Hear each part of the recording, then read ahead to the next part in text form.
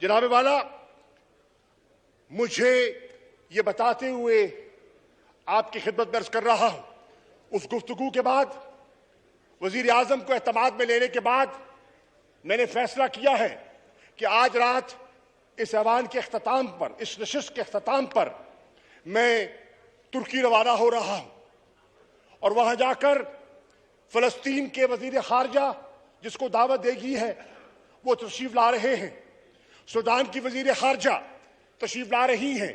और पाकिस्तान का वजीर खारजा, हम चारों मिलकर इस नई सलामती काउंसिल की और OIC के इजलास की सूरत हाल पर तबादला ख्याल करके हमने फैसला किया है कि हम मिलकर न्यूयॉर्क जाएंगे और न्यूयॉर्क